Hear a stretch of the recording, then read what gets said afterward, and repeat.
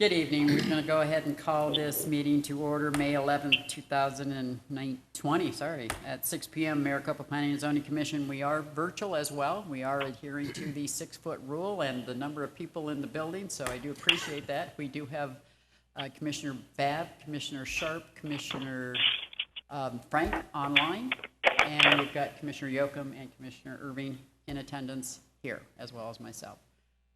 Let's go ahead and stand, and Commissioner Irving will lead us an invocation, and Commissioner Yoakum, Pledge of Allegiance. All right. Dear Father, again, thank you for the day. Thank you for our many blessings, and just continue to be with us and keep all of us, our families, our friends well. And also, Father, we reach out and lift up to you all of our wonderful people who are out there dealing every day, going to work, taking care of our stores and our people. So continue to be with us and bless us, and be with our leaders as they try to get us back and get our communities open. We ask this in your name. Amen. Amen. I pledge allegiance to the flag of the United States of America, to the republic for which it stands, one nation, under God, indivisible, with liberty and justice for all. Thank you. And if I can ask the commissioners at home to please mute their mics unless they are speaking after roll call, I would greatly appreciate it so we can lessen the feedback. Rudy, can we have roll call, please? Yes. Commissioner Yoakum? Here. Commissioner Irving? Here. Commissioner Babb? Here. Commissioner Frank? Here. Commissioner Hopkins? Vice Chair Sharp? Here. Madam Chair Huggins? Here. Madam Chair, we have a quorum. Thank you very much. Okay, next item on the agenda is minutes. Approval of the April 13th Planning and Zoning Commission. Do I hear a motion? So move. Approval. Second. All right, we've got a motion and a second. Is there any comments? All those in favor? Aye. Aye. Opposed? Aye. Motion passes. All right, guys. 4.1, public hearing for Coolant Plumbing, Zone 19-11, a request by Coolant Plumbing to rezone approximately 1.25 acres, Pinal County parcel number 510-710-210, from existing general rural to mixed-use general, generally located east of Gunsmoke Road on Magnolia Road, property address 40521 West Magnolia Road, Maricopa, AZ 85138. Discussion and action. And again, if I can ask that we mute our mics, I would greatly appreciate it. Madam Chair, this is Commissioner Frank. Yes, sir. I need to recuse myself from this item due to a business relationship with the applicant. No problem, sir. Thank you. Madam Chair, Commissioners, thank you. Coolant Plumbing is requesting a zoning change from an existing general rural to a mixed-use general in order to develop their lot to allow for a new office to be built. This rezone will allow Coolant to obtain an approval for a minor development review permit, and this minor DRP will be handled internally due to the size of the project. So this rezone is all you will see for this project. Just some general information on the site, as previously stated, about a 1/4 acre big, currently zoned general rural, with a proposed zoning of mixed use general. This is the location of the site, just south of Honeycutt Road, west of Gunsmoke Road, along Magnolia Road. And this is a view of the new proposed zoning map for the location. The existing general rural is a designation left over from our previous county-based zoning code, and the proposed mixed-use general will allow for uses that better generally align with our current zoning regulations. As replaced on, there we go. Ads were placed in the Casa Grande Dispatch and the Maricopa Monitor. Notification letters were also sent out to all property owners within 300 feet of this location. And a sign was also posted at the location with all the meeting dates for the zoning change. Excuse me, let me interrupt right there so that we don't have to have you go backwards. Were there any comments from anybody? No comments were received by staff. Thank you.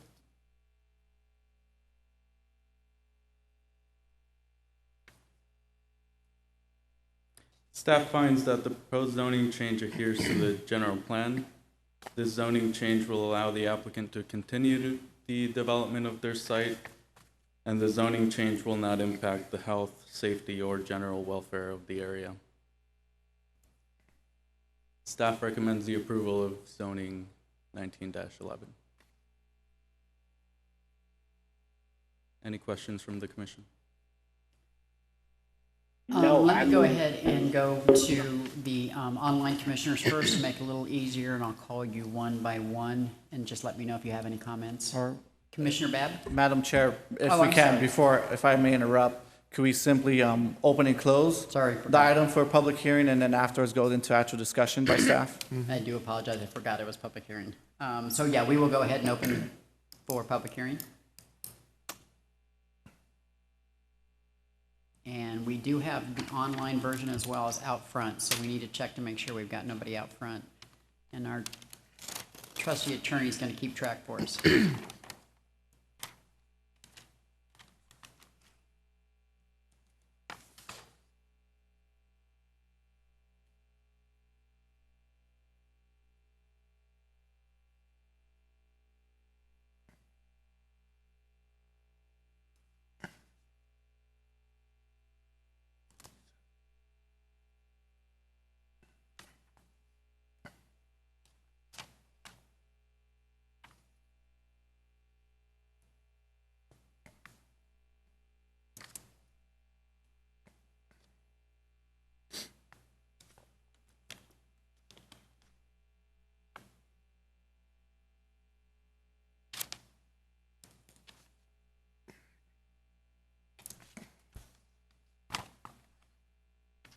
Madam Chair, Commissioners, I'm not seeing any comments via the YouTube's live streaming.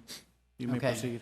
So we're okay moving forward then? Yeah, we don't have Awesome. any comments at this time. All right, so we've got the nods of all the appropriate people. So with that being said, we will close the public hearing.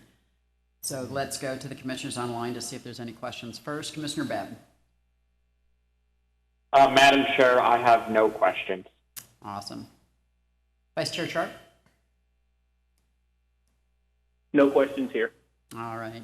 Commissioner Irving? No questions. Commissioner Yocum? No questions. I have none. With that being said, I will entertain a motion. I would like to move that I we... make a motion. Sorry. That's okay. We got Commissioner Vice Chair Sorry. Sharp motioning, Commissioner Yocum I'm second. telephonic, so go for it, Ted. Oh, you beat him, that's fine, we got it down. So we've got Commissioner Commissioner Sharp, who has motion, Commissioner Yocum, who has second. Any other comments? All those in favor? Aye. Aye. Opposed? Aye. So moved. Thank you, guys. All right, next item on the agenda, 4.2, PZ 20-07. The commission shall hear a presentation from staff and the city consultant on the subdivision and zoning code update and initial review of the proposed text amendment, discussion only.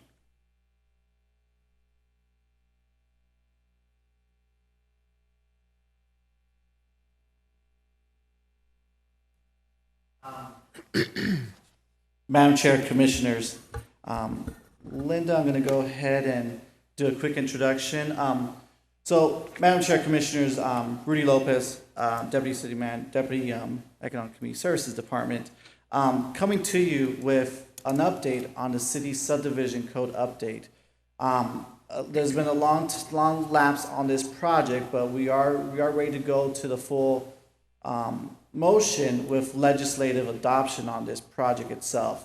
I apologize, you should have received the actual memo in the actual agenda item, but it was actually uploaded in item 4.1, And you'll see a quick rundown of what the history is on this project. Linda Morales with the Planning Center is a hired consultant with the city. She's going to give a quick introduction of where the project's been, where the project has gone through in terms of the stakeholder outreach, and where we're at this point with the project. With all that being said, Linda Morales, the consultant, is actually telephonically on the phone and will be presenting it, and I'll be helping her switch to the slides as she presents the presentation. Madam Chair, we're going to go ahead and start the presentation for discussion only at this time. Thank you. Linda, do you want to go ahead?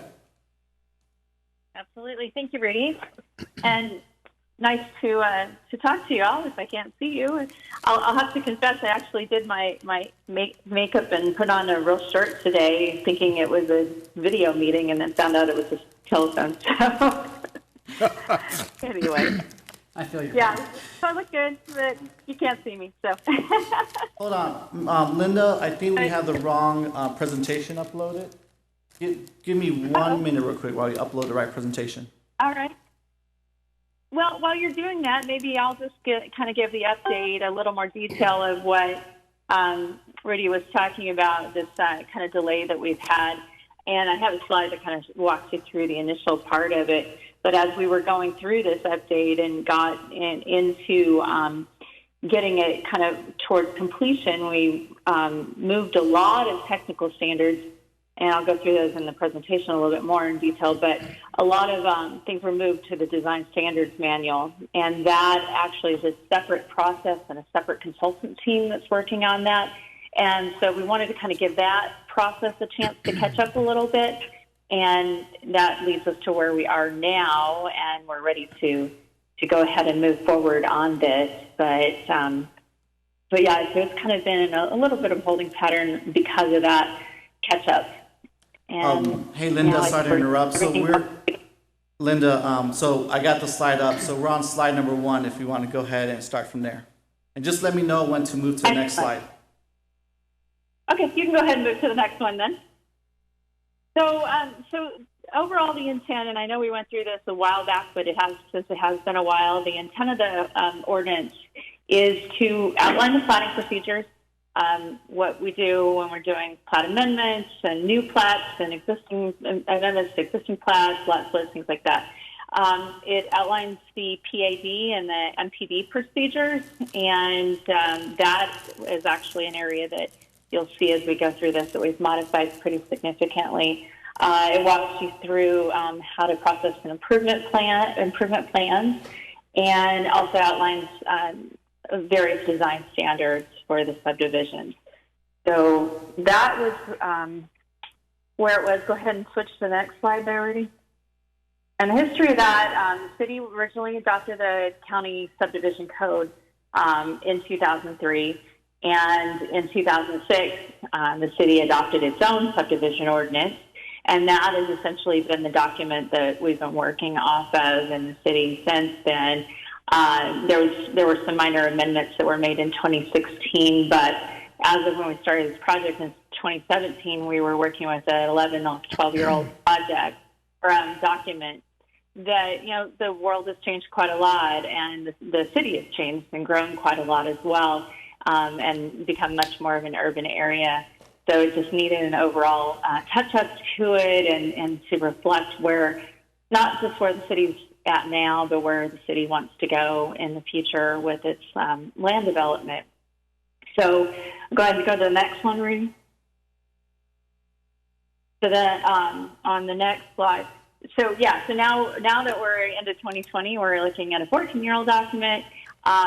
There's new zoning code that we need to make sure that our regulations are syncing up with.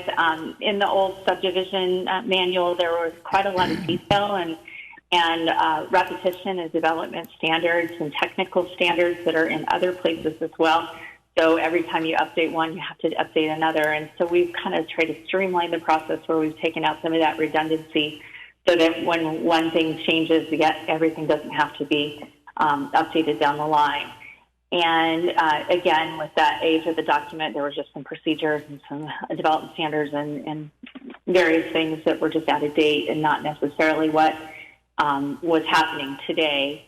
and just to overall make it more streamlined, a little more user-friendly for the development community to be able to use and to understand. And then the next 3 slides are just kind of walking you through some different residential types that we're seeing, not just in the city, but also throughout the valley. And so there's everything from, this is kind of the first slide, if you want to go to that, read the pictures. This is more of a single family, some attached but lower density kind of residential. Next slide is a little more urban, a little more both attached and multi and single family, attached and detached, or single family but attached products. So multiple units that you see in some of those, especially the upper photos. And then the third one is where you get it even a little more dense, but still attached single family homes. So and the point of these is not really to focus on the design of those, but to show the variety and the breadth of the types of single family options there are out there, and then pointing out that the ordinance really needs to be able to be flexible enough to respond to those, and not just respond to those, but to encourage those to be of a high quality of design and really fit in with the standards and the aesthetics of this city. So go ahead, next slide. We're on major modifications to the ordinance. So there, again, streamlining this and making sure that we meet current state requirements for public hearings was an important element that we looked at. Making sure that we can address not only new subdivisions, but modifications to existing subdivisions as well within the city. We added a lot of new graphics and flowcharts and kind of things that walked people through the process a little easier in a more graphic way. The whole picture tells 1,000 words. And Rudy, are you clicking as we go along? We have these transitions, I assume. And so then the last bullet is just to make sure that we're in line with the zoning ordinance and as well as the design manual. The next slide, with the zoning code, this was kind of the accompanying thing. So the main task was really to look at the subdivision ordinance, but then to update the zoning code as it went along. So we went back and we updated a few and added some definitions and modified those where they were maybe a little confusing or redundant. We added some information about small cell wireless, again, an update that wasn't really something in existence back when this was originally written.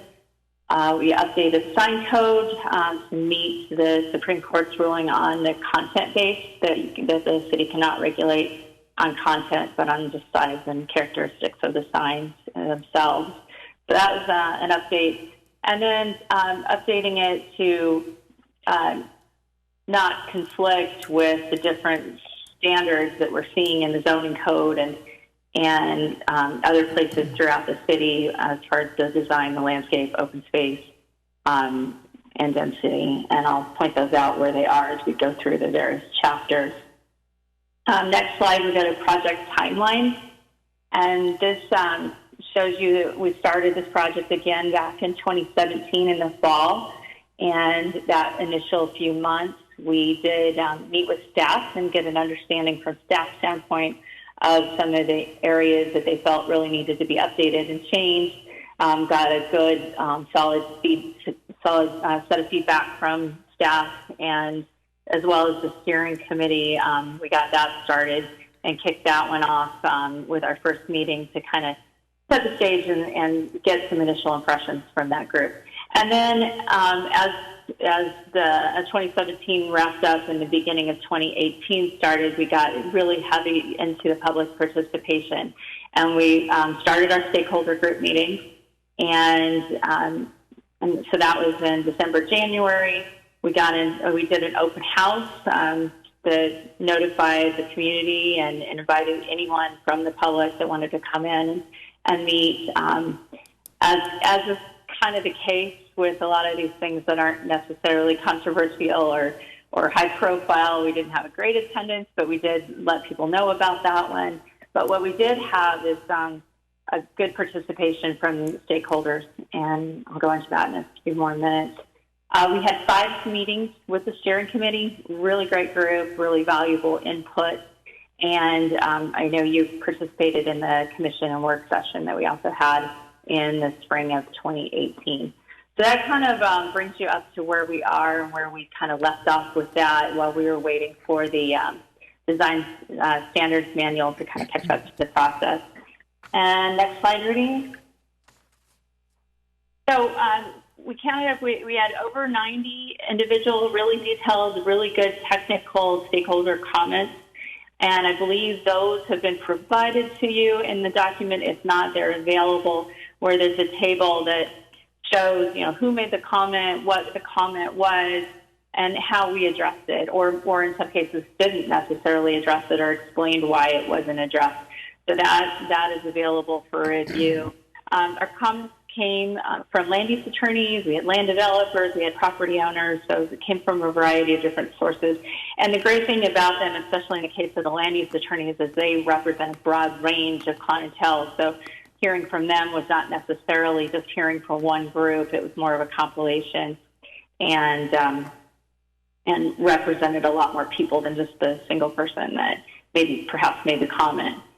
And again, we reviewed that, we discussed as a group and then incorporated that where it made sense to do that into the various documents, or maybe kicked it to the design standards manual or kicked it to the zoning code, wherever we felt was the best way to address that comment in particular. Next slide. Getting into the individual, just an overview of what you'll see. You're going to get red line strikeout versions of each one of the sections to go through in detail. Some of them have more modifications than others.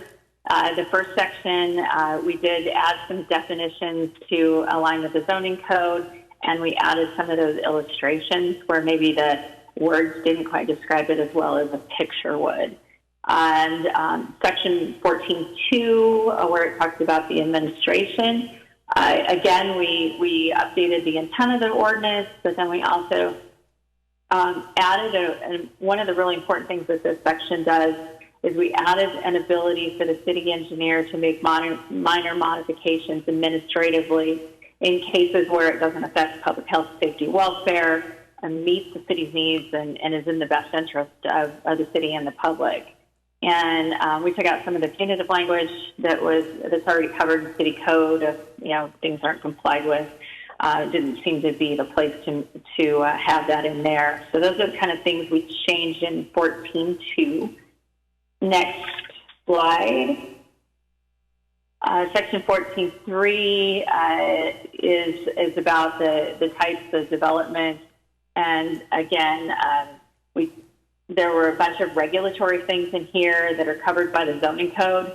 So instead of having that redundancy, we struck out quite a bit of that technical stuff and let that just be in the zoning code and let this be more of a guidance.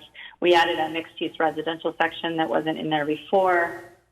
We took out the MPD section, and there's more detail about this in other chapters, but we consolidated MPD into a single PAD category instead of having those two different ones based on the size of the two. And we'll go over that in just a minute, I believe. Next slide.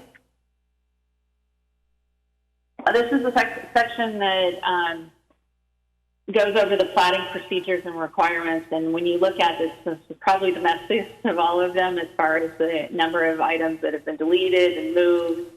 You'll see quite a few notes in there where we've moved a lot of those items just because they were already in other documents. And some of them were detailed submittal requirements that didn't necessarily meet the latest requirements that the city's going on and the submittal checklists that already exist. So the really great advantage for your staff to have checklists is that they can modify those or adjust those as they need so that they're getting the information that they need to make informed decisions without it being stuck in multiple, in many cases, different areas within your documents and having to go through a formal review process for them to be able to get the right information that they need in order to make their recommendations and do their review.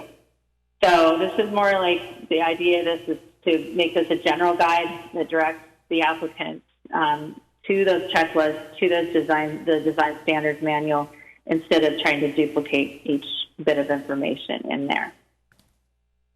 The next section is where we did the major changes on the MPD and the PAD. And this section actually shortened quite a bit because we took out the MPD option. That was the process for master plans of larger, I believe it's 320 acres and more. And then the PAD was a 30 to 320 acres.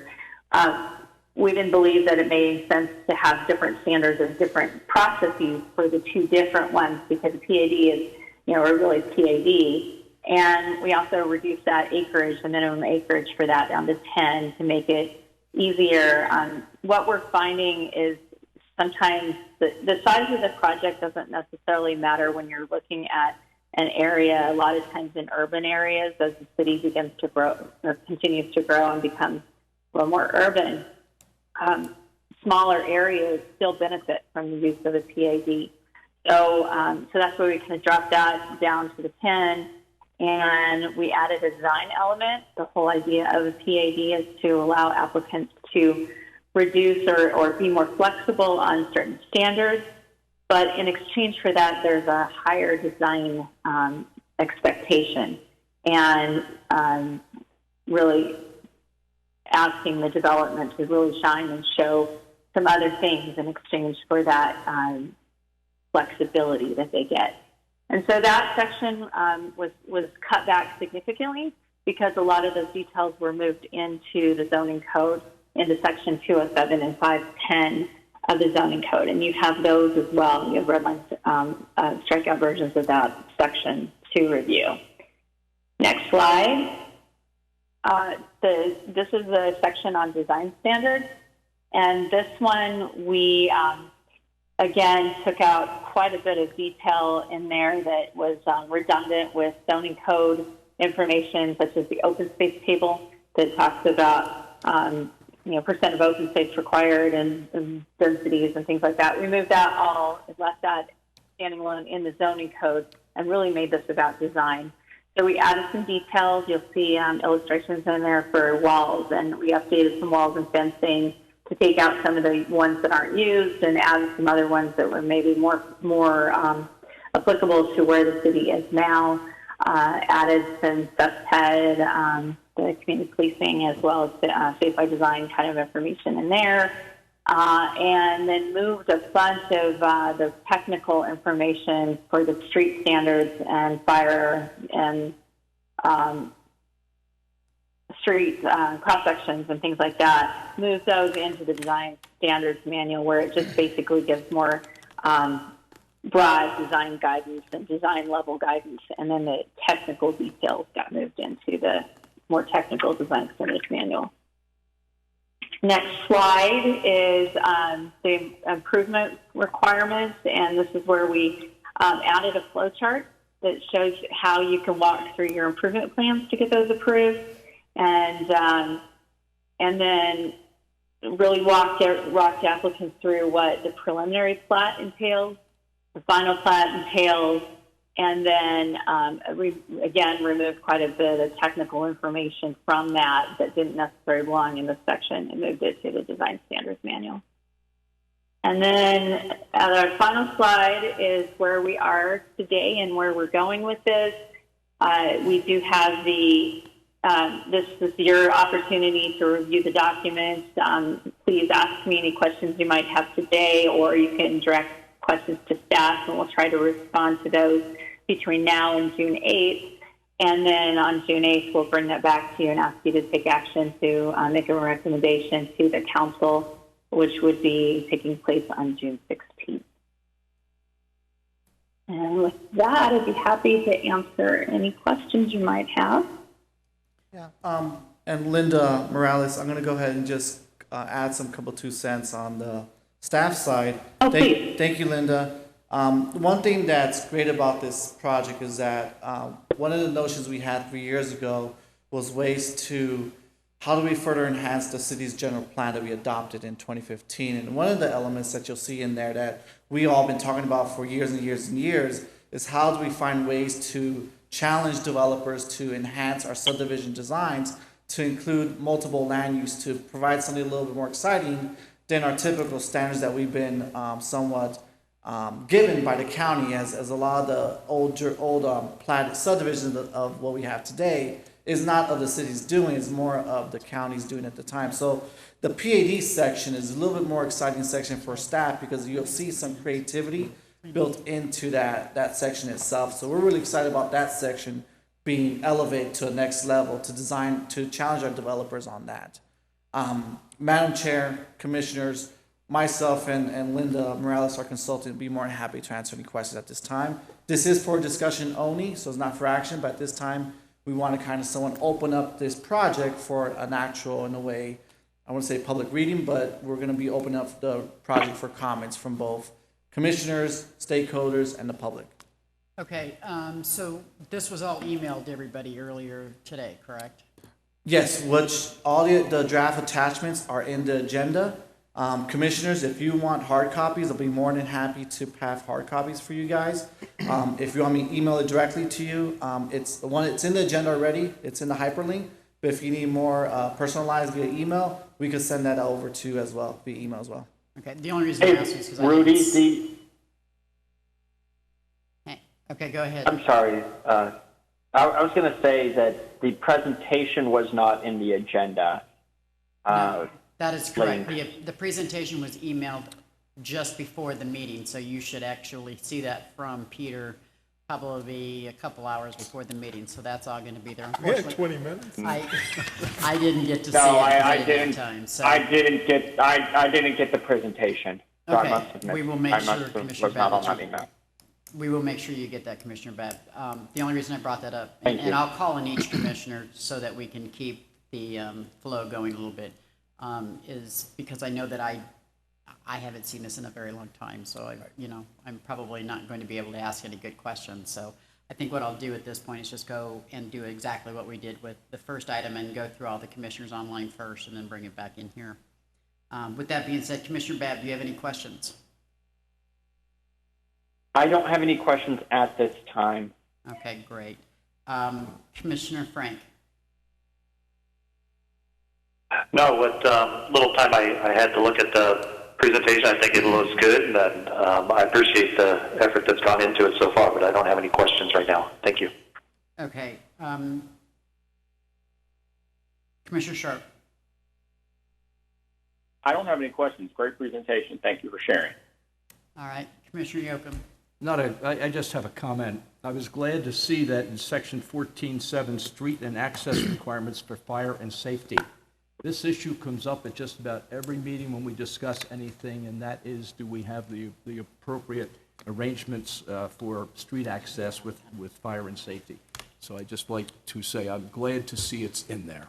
Yeah, gonna be and looked at. that's something that we've been working, Linda, if I could speak on that, Linda, the Planning Center. We've been working with our internal staff regarding access points, and it has been come up in several past entitlements of the city. So we're happy as well, Commissioner Yocum as well. Commissioner Irving?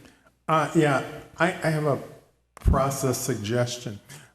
There's so much here to look at. Is there possible, Rudy, that you did what you did before, call us in groups of 2 or 3 and go through, in my mind, non-technical mind, that was so helpful. So you could spend an hour going through it with us, because without that, and especially without all of us here talking, I would really feel lost to come on June 8th and even begin to debate it. So if there's a way to do that, that was really, really helpful. At least it was to me. I got a question for our Mr. Attorney over here. As long as we notice the public, could we not have a work session? Instead of having to do it different, take much of their time just to do one work session, as long as it's noticed, we should be able to do that, correct? Yeah, you could do that if you wanted to do that, but then you'd have the opportunity for the public to attend. Right. Yeah. I don't think that anybody's going to attend anyway. Well, but you get into the Open Meetings Act. So Well, that's why I'm saying you would have to notice it 48 hours ahead of time. But that's why it's nice to do small groups, because you don't have to worry about them. Madam Chair, Commissioners, I actually do like the small group Yeah, I settings. do too. And staff will be I was willing just to make the trying to save effort to time. take the time to have that. That way, it's a little bit more informal yeah. than a formal setting. And we can go over those chapters. I'll be more than happy to set that up. And I think That'd be Linda, great. with the Planning Center, that's something that you can entertain as well, Linda, on the phone?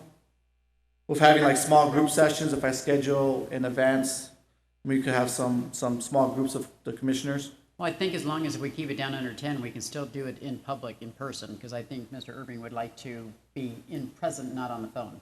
Oh, very. Yeah, no, I'm saying in so. present too, yeah. Okay. Yeah, I meant in present, and I think we could follow all the guidelines, but I really like the small groups so we can pick All right. each other's brains, because there's why don't so we- much Why don't we put that there. together then, and just send out an email, see Yeah, who wants to okay. attend. Okay. Thank you. No other comments? I had no comments either. Great presentation. Thank you very Yeah, much. well, Okay. And again, we'll send out some follow-up emails. You'll be seeing something from us this week. Again, we are going to open this up to the public and stakeholders. It'll be on our city's website, newsletter. So the email blast is going to start going out there to the public. If as somewhat liaisons to or ambassadors to the Planning and Zoning Commission, feel free to share this with community members, citizens, friends of friends, neighbors, et cetera, et cetera. So it's a long time coming. We're excited to see this project close out. Thank you. Awesome. Thank you. Thank you, Miss Linda. Appreciate the attendance. good job. Thank you. Thank All you, right. Linda. Enjoyed working with Rudy and Thank you. appreciate it. All right, 5.0, report of commission and or staff. Madam Chair, Commissioners, the only thing I have for you as an update is just an FYI for our next meeting in June, which is June 8th, which will be for this item itself. We don't have any potential items. We may have a couple other items, maybe for discussion only, but there, in terms of development activity and in general speak, we are busy. We are still busy even with the COVID-19 pandemic. Development entitlements or inquiries on development projects in the city for movement on land entitlements is still progressing and at a pace that's still consistent prior to the pandemic. So interesting enough, we are as busy, even though we're not working full-time at City Hall, we are working in some respect matter on a full-time basis, whether from home or virtually somewhere else. That being said, last time I think we discussed about development pipelines. The website that I provided to you guys maybe 2 months ago about what's going on in Maricopa, we've advanced that with an actual newsletter. If you look at our city's newsletter, it's called Peeking Over the Fence, I believe, that our former P&Z commissioner or P&Z staff member, Adam Shipley, he's now for Economic Development Division, he kind of did a cool, nice little briefing on what's happening in Maricopa of all the construction sites in Maricopa. So check it out. It's called Peek Over the Fence. It's kind of like look over the construction fence and look what's going on to those projects. It's a cool little blurb of what's going on in Maricopa. And that's something just to announce as just a heads up. Madam Chair, I have nothing other to report. Yes, you do. We're missing somebody. Oh, What yes. happened? Thank you. Thank you for mentioning that. I do apologize. Madam Chair, Commissioners. Good news as well. Lisel Blancarte, being with city staff for 5+ years, she's been promoted to our budget manager for the city of Maricopa. Lisel's been working diligently with the city as our management analyst, and she well deserved to her. She's moved on up as being a budget financial manager for the city of Maricopa. She has taken that role immediately as of last week and is in that role. So for now, or at the time being, Peter Margoliner, our assistant planner, is now our acting secretary for the time being. But it's a great move for Lisel. Congratulate her if you see her or email her. But it's a well-deserved move for her, and it's for the betterment of the city. We do appreciate all her effort, and we will miss her in our department, but it's well-deserved for sure. And if you can just pass on from the P&Z, I think I speak for everybody when we say congratulations, and we're sad to see you go. Very good. Yeah. All right, with that being said, is there anything else, guys? And I will take a motion to adjourn at 6:41. So move. Second? Second? All right. We want to stay. You want to stay? I don't want to stay. With that being said, I've got a motion and a second. All those in favor? Aye. Aye. Opposed? Aye. Thanks, guys. Appreciate it.